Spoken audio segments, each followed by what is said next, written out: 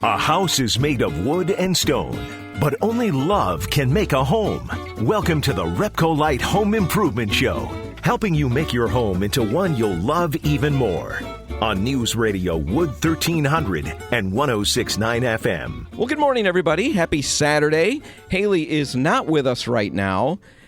She's with us in spirit, I'm sure. She will be with us for the next segment and the rest of the show. But right now, it's just me, flying solo and living it up. Anyway, on the show, we've got all kinds of stuff planned, really practical stuff this week. Not that it's not other weeks, but this week really feels very practical. A lot of little projects that you could tackle outside, things that you might want to take care of. One of those things is going to be around, addressing the concrete steps leading up to our front doors. Many of us have these concrete steps. Some of them are painted. Some of them are just bare concrete.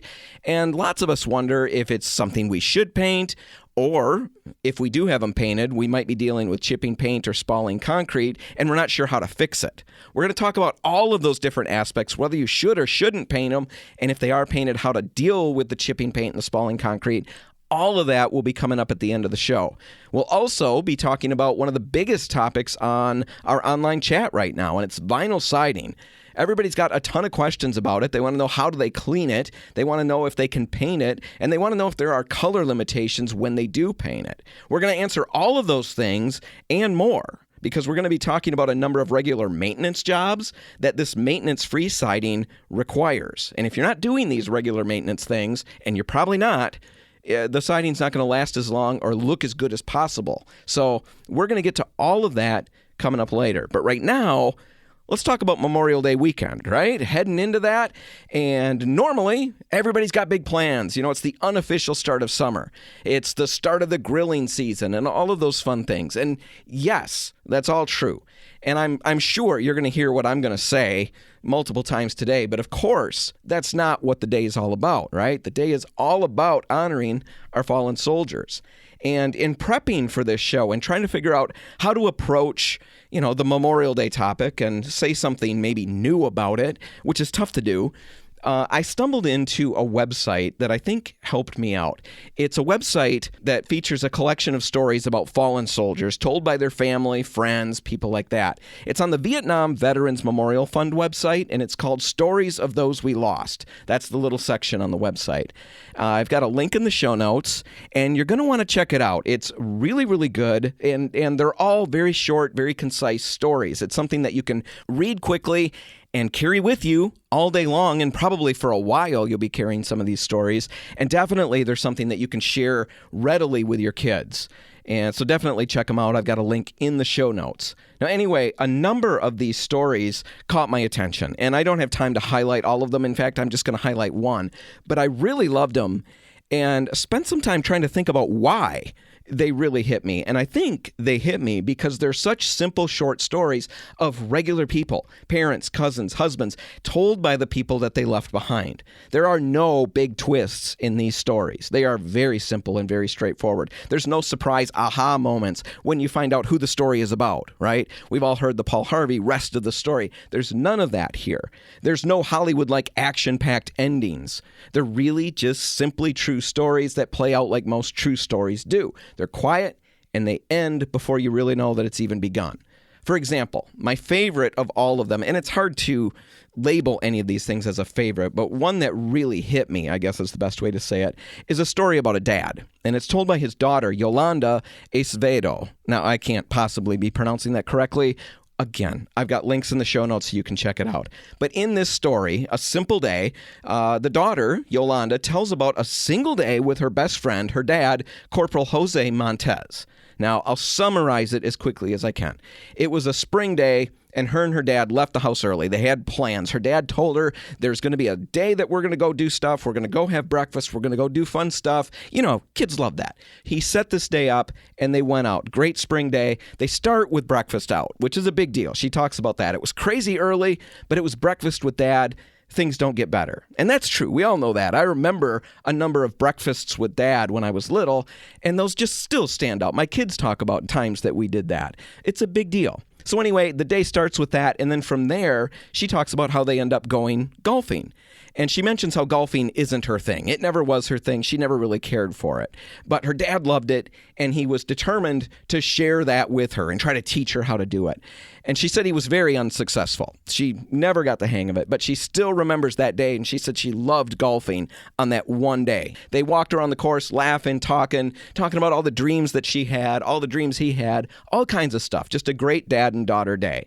And eventually it wraps up. They go home, and she finds out shortly after that her dad is being deployed to Vietnam. And then years later, Yolanda finds out that her dad learned that he was being deployed to Vietnam about a week before he scheduled that special day with her. And of course, when he leaves for Vietnam, she's heartbroken, she's worried, and has every reason to be worried because in the end, he doesn't come back. He's killed in action overseas, and that's it. She never sees him again, but still can fall back on this one day that still stands out in her memory all these years later. That's so important. And that's, I guess, why I found these so powerful. These are real stories of real people. These are stories that you can see really happened, and it's very easy to empathize with the situations. That story made me think about my daughters and the time that I spend with them, or my kids in general, and what it would be like if they lost me. Or it makes me think about my dad and what it would have been like growing up had I lost him. You know, he was in Vietnam, and I know some of the stories,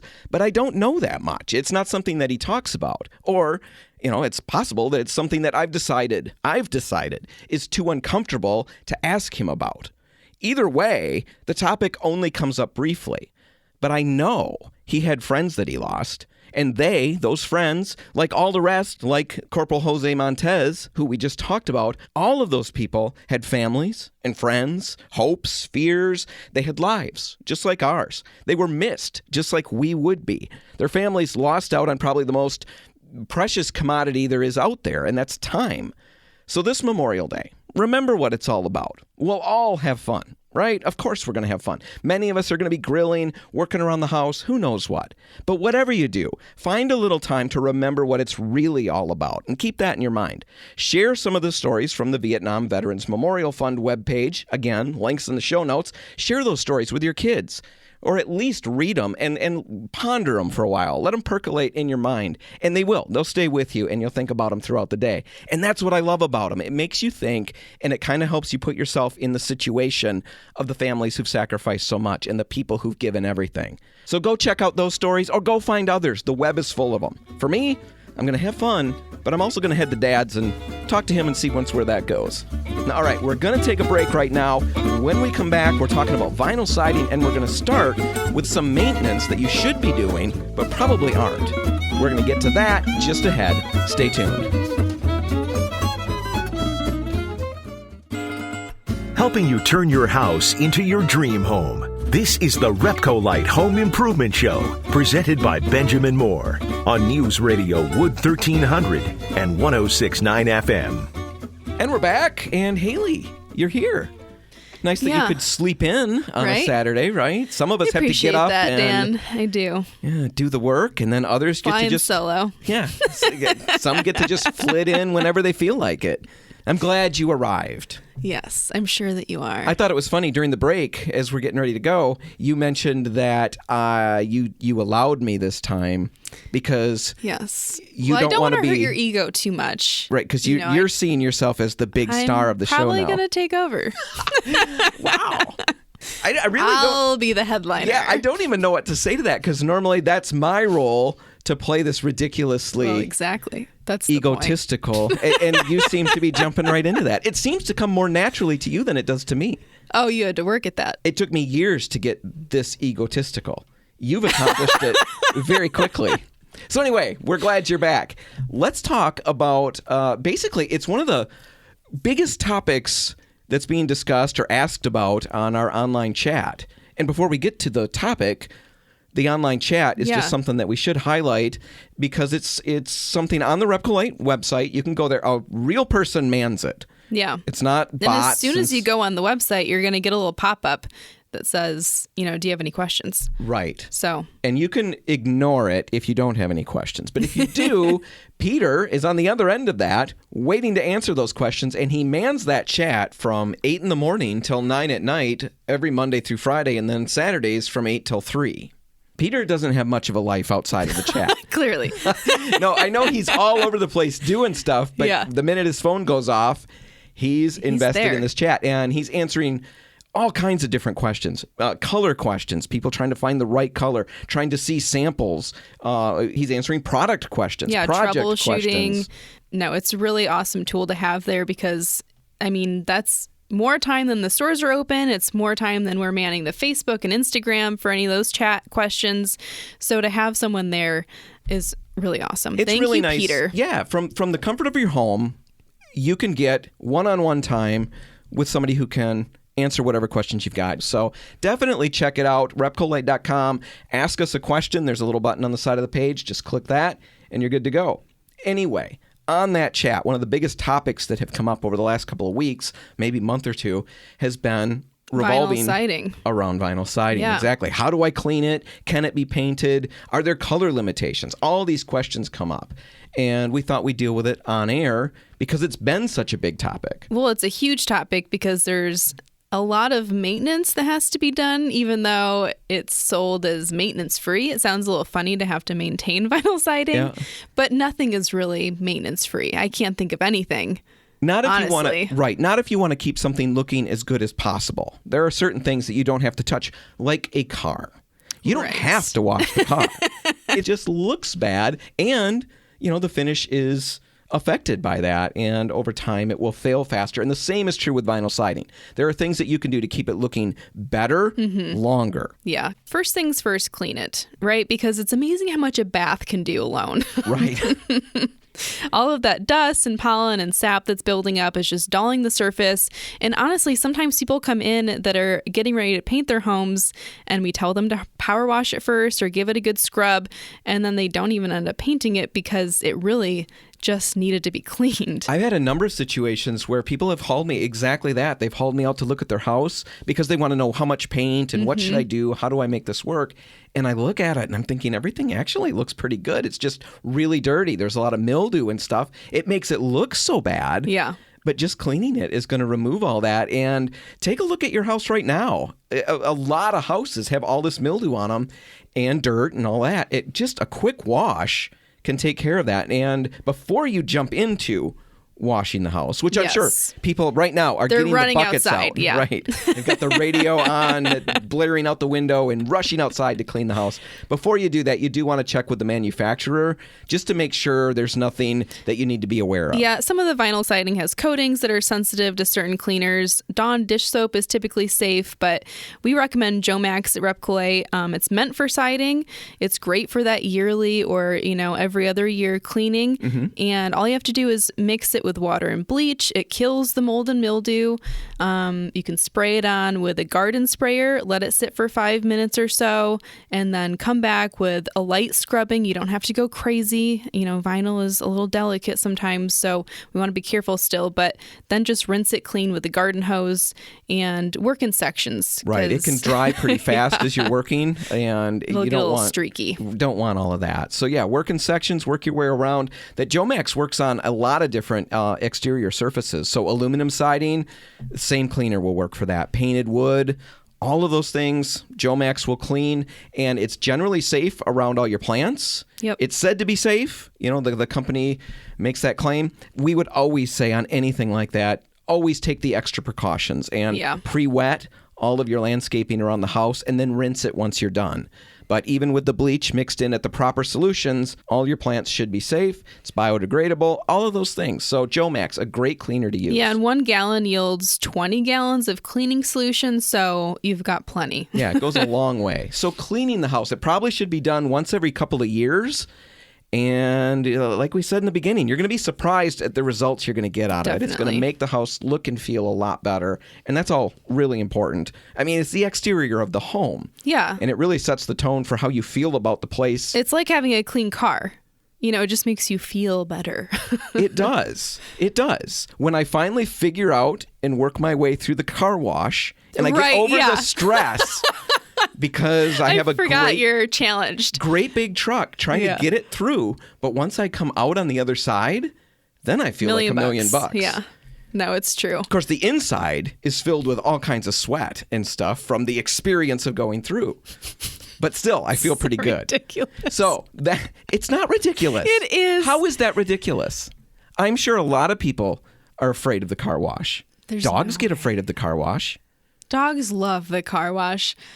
Okay. I don't know if they do. Well, maybe it's ridiculous. I don't know. I've got a lot of issues. But that kind of brings us to the second on the list. Be careful. How does that bring us to that? Because it's not that you're really afraid of the car wash, Dan. It's because you're not careful getting into the car wash. I'm just not good at trying to be careful. But yes, okay. That makes sense. Yeah. So that's the second maintenance kind of a thing, and it's just a general preventative maintenance. Exactly. Be careful. Vinyl is a thin plastic. It melts or warps really easily because of heat, so don't put your grill next to it. We don't always think about how much heat is coming off of a grill. And you'd be surprised at how many houses haven't we seen or talked to the people where they've accidentally melted it. You know, a windy day or something blows the heat directly against the siding. It was too close. And now they've got this warped siding. You've got to replace an entire panel. It's kind of a mess. Not fun to deal with. It also can get kind of brittle as the seasons change, as the temperatures get colder. Definitely. My kids bounce balls off everything, any surface. The boys are bouncing balls off so they can field them. If they do that on vinyl siding, there's a chance they can pop holes in it, break it.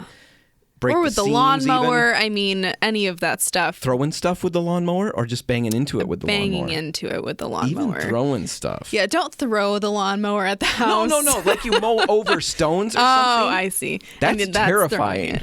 Yeah, I quit putting stones out in the little flower beds because I would end up picking them up with the lawnmower and sometimes throwing them. Yeah, not intentionally, but it's absolutely terrifying. All of that can damage vinyl siding. Of course it can. So be careful with all of those things. When it comes to turkey boiling, or what do they call it? Frying, deep frying the turkeys. That would definitely melt the house. Really bad idea. Be careful around the vinyl siding or anything at that point. So be careful, clean it. One last maintenance consideration is just to yearly inspect the home. Yeah, because if you do have any of those situations that we just talked about and they're not taken care of immediately, water can get trapped behind the vinyl and then it's causing a lot of other issues. Right, because it's trapped behind there. You don't realize it's there, and that can cause rot, mildew, mold on a massive scale because you're not seeing it and you're not able to get at it. We just had this at our Lakewood location. They didn't have vinyl siding. They had a different siding up, but moisture got behind it and we never realized it. When they pulled it off to make a change, which they're doing right now, they found all kinds of rotted wood that had to be replaced. Yeah, and all that wood is actually attracting termites too because it's nice and soft for them, ready to eat up. So yeah, it can be really a big problem if you don't notice these things quickly. Yeah, so take a look at the vinyl siding. Make sure you investigate any suspicious streaking or staining that appears. Loose sections of vinyl are something else you want to be aware of. Nails and screws can lose their grip in rotted wood, so if you see that starting to come through, you might want to explore that. Basically, if you're doing this maintenance on a regular basis, your vinyl is going to look newer longer. You're going to avoid or at least catch some of those bigger issues before they become major concerns. However, color fade is going to happen regardless. That's just life. As things get older, the color fades. Color fades, but the vinyl siding will also lose its luster over time, and the colors, even if it stays looking okay, those colors fall in and out of style. And our tastes change. So what do you do when that happens? Can you paint the siding? Absolutely, with great success. But you do need to know a few things. We're going to dig into all of that when we come back. Stay tuned.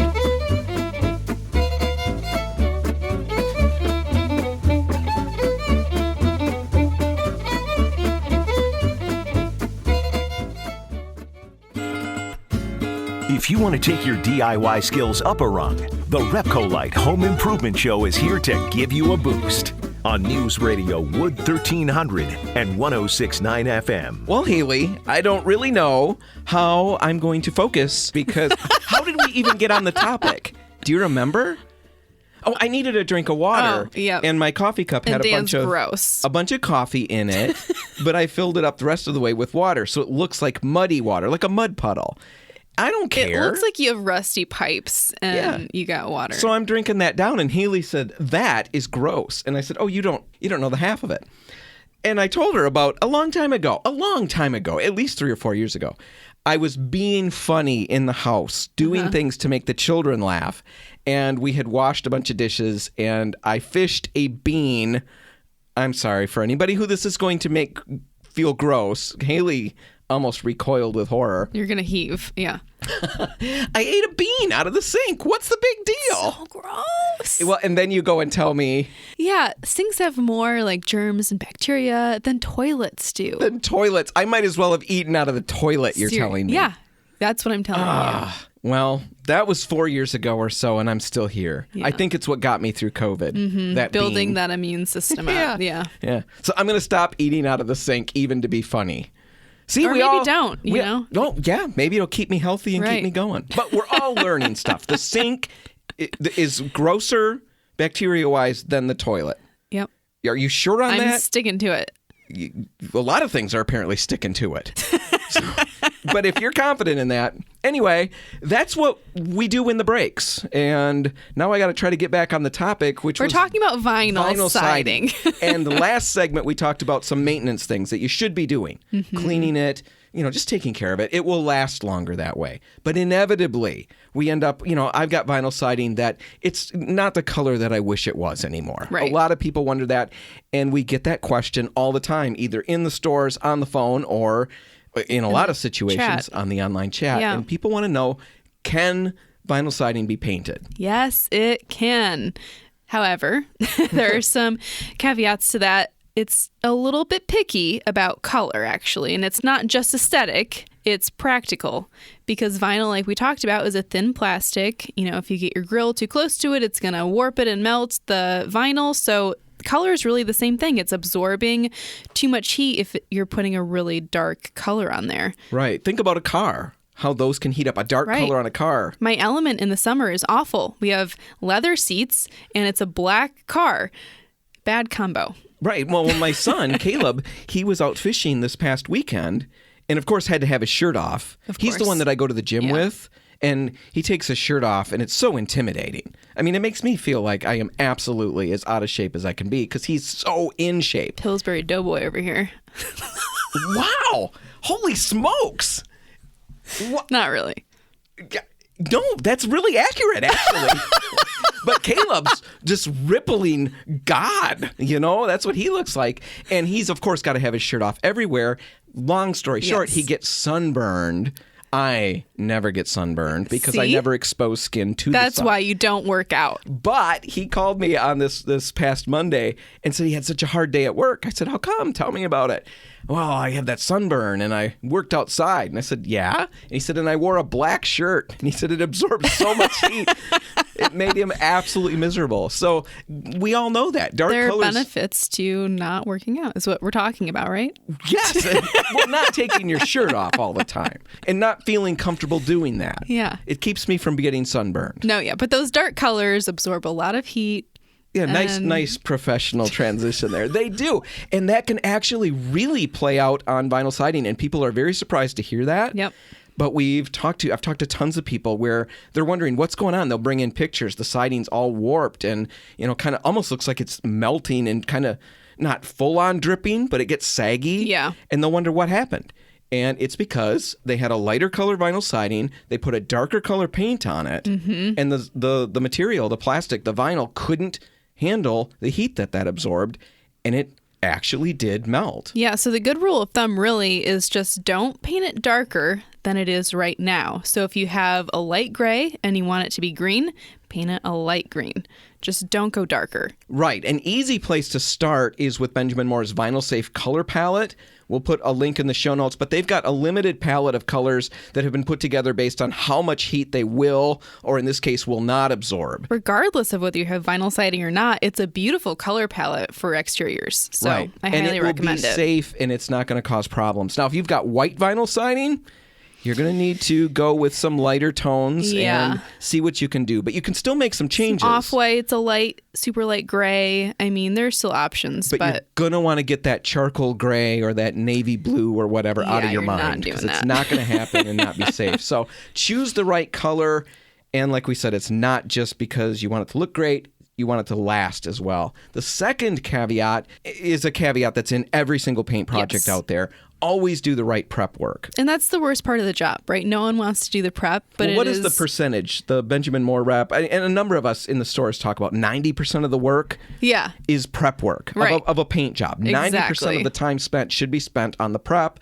The last little bit is the time spent painting. So do the prep work and make sure that it's really the most important part. Right. And in a project like this, it's absolutely key because paint doesn't penetrate into vinyl siding. So its durability is really going to come from that bond that it gets to that vinyl surface. So make sure that you get that surface really clean. And as we mentioned in the previous segment, you want to wash it well with that Jomax cleaner. And that doesn't mean just spraying it down. Yes. You have to scrub it.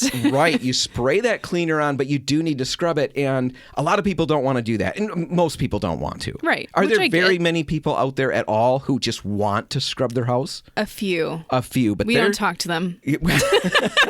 They've got some issues, and I'm afraid to scrape and find what's underneath the surface there. Most of us don't want to jump into that, but think about your car. If you would just power wash your car to clean it, right? We all know how clean that's going to be. Yeah, you're still going to have like all of the little splotchy dust marks afterwards because you didn't actually remove the things. Right, and that's what this light scrubbing is going to do. So make sure you incorporate that into the cleaning of the house.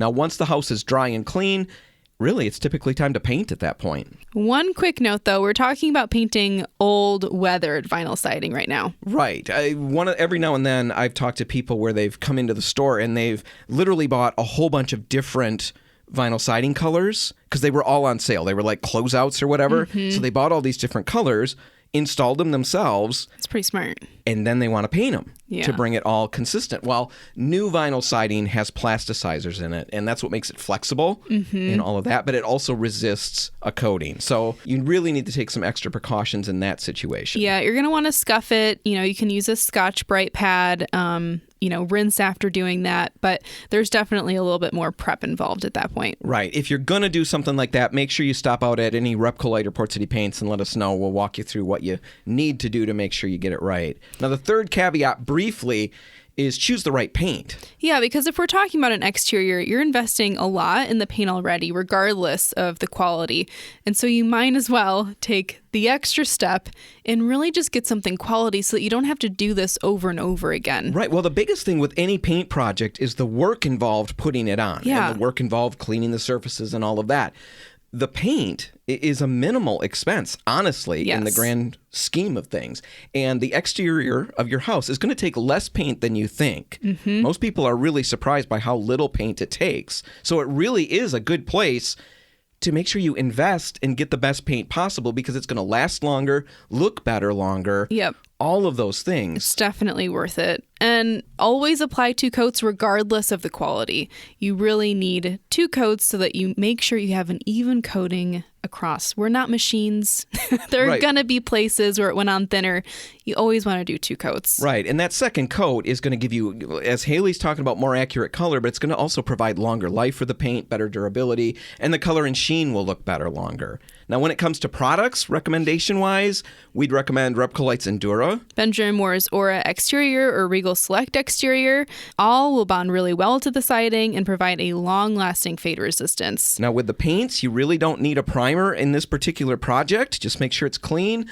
Choose one of those quality paints and put that on there. We'd recommend probably a satin sheen. Or a low luster in the Benjamin Moore. You can get other finishes like a flat, but it's just not going to resist dirt very well. So a satin sheen or a low luster is going to mimic what the vinyl siding was to begin with. And it's going to give you more UV protection, so it will fade slower. Right. Now, we know painting vinyl siding is a big project, and it's not for everybody, but the questions keep coming in. So we thought we'd answer them here.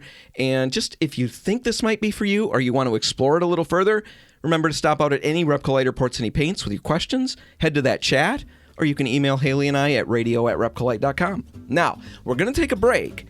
And when we come back, we're going to talk about a little judging that I'm doing. It's going to be a new segment. I think it's going to be fun. And we'll get to that in just a minute. Stay tuned.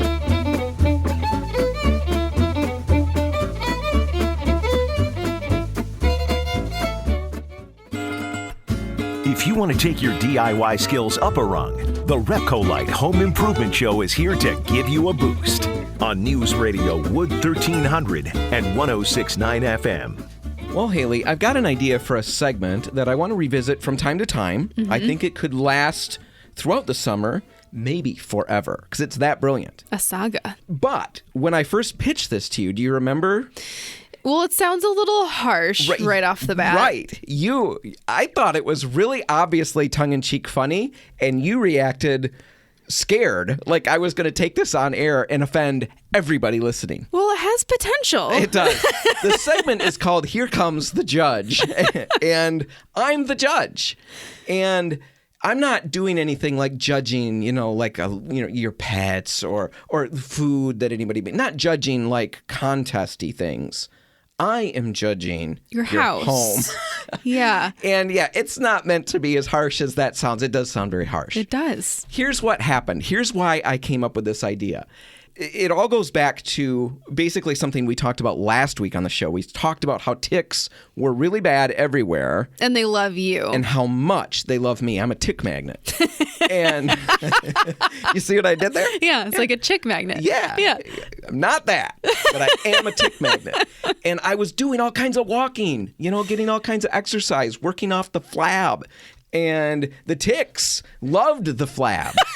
And so I realized I can't be at these natural areas where I was getting all this walking in. I'm going to have to stay on paved paths. That's such a bummer. It is. So I started walking. It's a bummer for everybody. Yeah. Because I start walking through neighborhoods now. And to while away my time, I found that I was judging everybody that I was seeing. Hence, here comes the segment. judge. Exactly. So I'm looking at all these different things that are detracting from our homes. And I am not the only one who does this. No, it's true. We all do it subconsciously. It's just natural. I'm just going to make it very, very public and outspoken. And I'm not going to call anybody out. Nobody will know who I'm talking about. No. But these are all very common things that if we would fix these things around our homes, and mine is included, if we get these things fixed up, we're going to feel better about our homes, which is great and important.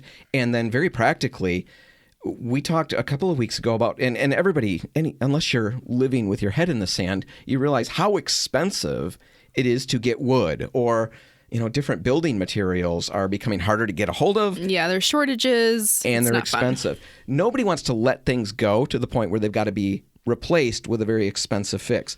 These are going to be smaller things that you can do right now. Maintaining is cheaper.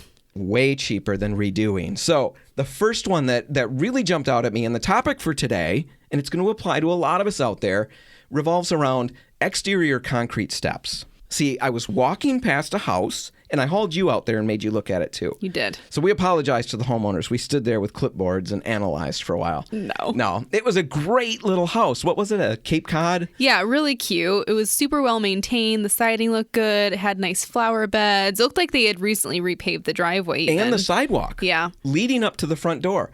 The only blemish were the front steps going up. And honestly, it was a big blemish. Well, and it's front and center. Right. It's front and center. And it really gave the idea that the whole place, it had this vibe of being uncared for, which feels, again, really harsh. And I certainly know that it's a cared for home. Right. It's just something that I honestly think the people living there probably aren't sure how to go about fixing this. Because what's going on is the steps are painted and the paint is peeling like crazy. But it's not just that.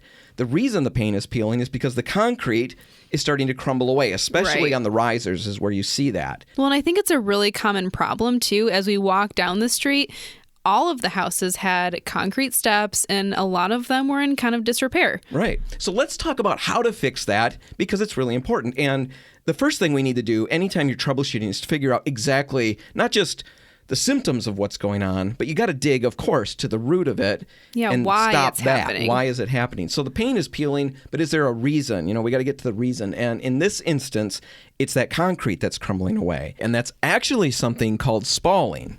Yeah, that's when water enters the brick or concrete or, natural stone, any masonry. When it freezes, it expands, and then that causes the outer surface of the concrete to fragment or flake off, and it takes the paint with it. Right, and this can keep going. It can become, if left unattended, a really big problem down the road.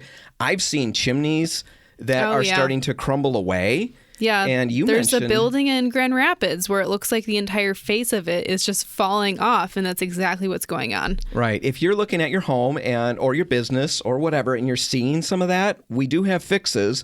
So swing out to any RepcoLite or Port City paint store, and we'll walk you through some products and some steps to kind of arrest that process. But let's talk about the steps that we saw, because that was really early on in the process. There was some of concrete coming off. the paint was coming off a little bit, but really fairly inexpensive to fix because what you're going to do is wash first, of course. Right. Like everything, always wash first. Then you're going to want to scrape and wire brush the surface so that you can remove any of that flaking concrete and paint. Right. It's really important to get any loose and peeling paint off of that surface because sometimes we have the idea as homeowners, we think that a new coat of paint or whatever is going to bond that old one back to the surface, glue it back down. It doesn't. All you end up doing is making it worse. Right. The new paint comes off as well. That old paint will continue to peel. So any paint left on the surface needs to be really bonded well. And then a safety note with that is that anything that's been painted before 1978 could contain lead paint. If that's the case, just find out the safest way to approach the task before you jump in. Right. Now, for any areas that are spalling, that are porous, or the concrete's chalky, you're going to want to apply a product from RepcoLite that's relatively new, a few years. It's called Krylox WB. It's a clear acrylic masonry sealer. Yeah, it's going to seal any bare concrete, masonry, and it improves the adhesion and appearance of the finished coats. Right. You apply it with a pump-up sprayer, a squirt bottle. It can also be brushed or rolled. It'll take a couple hours to dry, but once it is, you can top coat it with RepcoLite's Aqua Tread or Benjamin Moore's Latex Floor and Patio Paint. Both of these products can be tinted to any color, so you're really not limited when it comes to these front porch steps. You do need to keep in mind, though, that it's probably going to be best in a practical sense to stick to the midtones. Yeah, because if you go too light, you're going to see all the dirt and pollen, and if you go too dark, you're going to see all the dirt and pollen. So. Right. That's the sweet spot. Just make sure you're using a good paint that's made for foot traffic, and both of those are. Now, that would fix the problem that we saw. That would give that person a blue ribbon. Maybe we should hand out blue ribbons as we walk. Something with my picture on it and my thumb extended. Yeah. Thumbs up from me. I'm Fans' sure everybody approval. will be thrilled to get one of those. But that would have fixed that problem, and that's what's important. But the other steps that we saw in the neighborhood, they've got, patched areas. So you've got concrete that's different colors now. Or just bare steps, and it Right. can look a little unfinished. If you decided with either one of those scenarios that you want to paint them, there's just a couple things you need to keep in mind. First off, if you're putting paint on them, you are going to have to deal with maintenance from time to time down the road. It's not going to be maintenance free. It will chip and peel a little bit from time to time. You'll have to be on that, clean it up, recoat it, just like we talked about. It's not a big job, but it is something that we want you to be aware of. Yeah. The second thing is they can get a little slippery. That's true. And a fix for that is pretty simple. When you're getting your paint, you can pick up some Shark Grip. It's an additive that's kind of like a sand texture, and it just gives your first coat a little bit of grip so that you're not slipping and sliding. Now, if you do happen to tackle this project and it's new concrete or new patches, you do want to make sure that you let them cure for 30 days before you wash them and start the whole process of getting them painted. But this is a great project because it's going to really clean up the face of the house. Right. That's all the time we've got. We're going to have to wrap it up. If you want to find it again, you can find it online at RepcoLite.com. And while you're there, check out all its brothers and sisters and enjoy them all, right? Or subscribe to the podcast. And you'll never miss another episode. Now, with Memorial Day coming up on Monday, I want everybody to know the RepcoLite and Port City paint stores will be closed for the holiday. But we are open today, and it's the last day to receive $10 off for signing up for the texting program. Right. We started a new text savings program at the beginning of the month for the most part. And what that looks like is this. If you sign up today yet, you'll get a $10 savings right away while you're in the store that you can use right away in the store. It's only good today yet. So $10 savings on any purchase, right? But once you've signed up, every month you're going to get one single text, and that will be a savings of different sizes. Who knows what it'll be? We'll have fun with it. But it'll be one text. And these are exclusive savings. You can only receive the coupons if you're signed up. Right. Everybody out there, have a great Memorial Day. I'm Dan Hansen. And I'm Haley Johnson. Thanks for listening.